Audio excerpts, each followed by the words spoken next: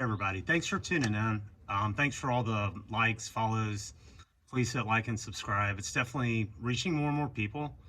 It's a good lesson. Keep doing what you love and do it free from expectations and outcomes, and the rest will take care of itself.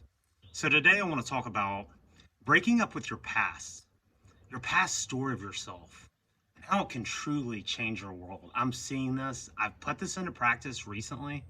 It's been a tough year, but I'm making huge shifts and great things are happening. And, it's stuff that I already knew. We're the worst at taking our own advice. I've been taught by some great people along the way, one of which is Dr. Joe Dispenza. If you haven't checked him out, please do. Two of his books are some of my favorites. One of his called You Are the Placebo, which I don't get sick. It definitely reinforces all that. But the one I want to talk about today that kind of inspired this is I think he has a book called Breaking the Habit of Being Yourself. And basically, we cling to our past story because it's become rooted in our subconscious. We view our life as, oh, well, this has happened to me. This has happened to me. This is where I am. This is why. You're keeping it alive. You're keeping it alive, and only you can keep it alive as long as you're hanging on to that past story, talking about it, thinking about it, telling others about it, thinking about problems.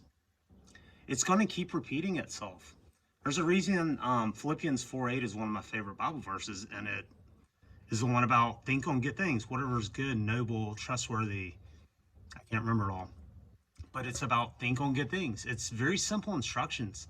And when we think about our past, when we tell that story, oh, this happened to me, this is why I am how I am, we're keeping it alive right now. And there's no way to move past that. And it becomes impregnated in our subconscious mind. Our subconscious mind runs about 95% of our lives. Below the surface, we don't realize it. So in order to change that, you have to change the story. You have to change your energy. You have to let go of that past story. That's why you got to break up with your past. The wake does not drive a boat. You don't drive down the road looking in the rearview mirror. You glance at it. It's okay to glance at it, but you have to be looking ahead and making a big shift. And I'm having some awesome things happen in my life, and it's all a result of this. When we focus on our past problems and our current problems, we affirm what we don't want, and we're affirming it right now. There's a reason I say happy now at the end of every video, because now is the only real time. We're so out of whack. We're so stuck in yesterday, so stuck, worried about tomorrow. We're almost never present. And when we're focusing on our problems, they're easy to see. That doesn't mean that they're not there still, trust me.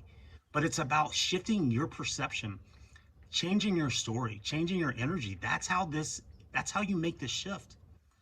When we're keeping them in the present. When we talk about if you have a problem in your life, if you're sharing it with other people, it's not about like not sharing. I mean, you can go to people for advice and stuff, but be careful about it. The more that you talk about your problems, the more that you keep them alive. And you're keeping them alive in the present moment, and that's keeping your subconscious reinforcing that. That's you attracting what you do not want into your life. To override the subconscious, you have to begin a new story. And I've really put that into practice over the last month. And like I said, I've had some amazing things that are coming my way, huge things. And it's awesome. And I know that this is just the beginning. And I have to keep doing this. And that's why I'm making this video, to reinforce it for myself, but also to share what's working for me. We're not our past. And unless we keep it alive in our thoughts and how we talk, our past is just what has been. We're here to take a curriculum. We're here to grow. We're here to learn life and just be better for what we've been through. And you have to start viewing the bad things that have happened in your life as blessings. When suffering becomes grace, it is so freeing. But you have to learn to really change that mindset. Oh, look, it's getting bright outside. The sun's coming out for the first time. Imagine that. It's a good sign. But you have to learn to quit dwelling on that. You're not your past. Your past, you have to change that and say, I'm so glad this has happened to me because it's made me better. It's made me stronger. It's got me to right now, and now I can open up to better things. You have to get super present. I'd say the happy now. Like now is the only real time. You know, anything that happened to you in the past happened in a now moment. Anything that's going to happen to you in the future is going to happen in a now moment. It's the only real time. It's the only time we're promised. Shit, I could drop dead before this video ends. I'm not going to, but I could.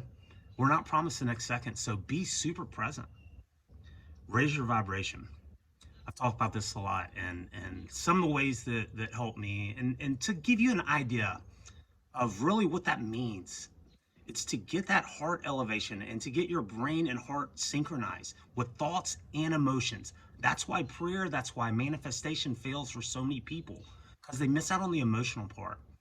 One of the best examples, everyone's seen these videos that are super touching, like troops coming, veterans coming home, surprising their family. It's just so touching. It just, that feeling it gives you inside.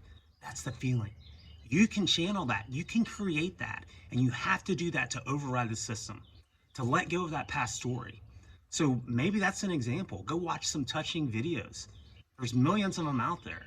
But when you see stuff like that, it changes you inside. You feel that warmth in your heart. You get choked up. That's the emotion that we need to channel while you do that, along with thinking on good things and things that you do want.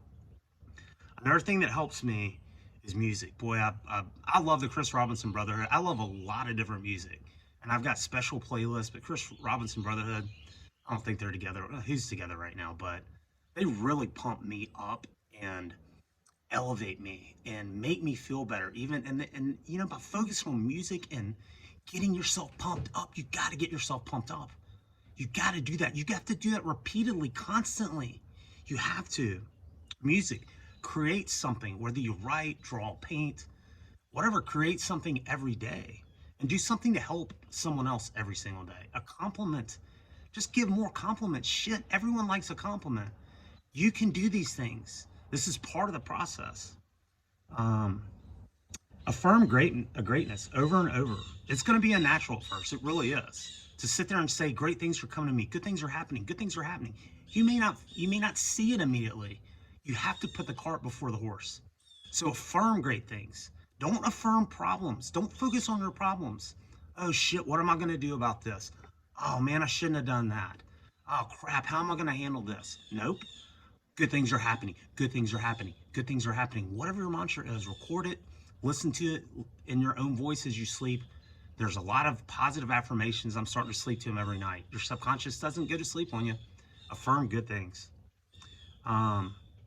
And it's unnatural first, but you have to put the cart before the horse. Look, I'm being offered a partnership in a CBD company that I'm passionate about.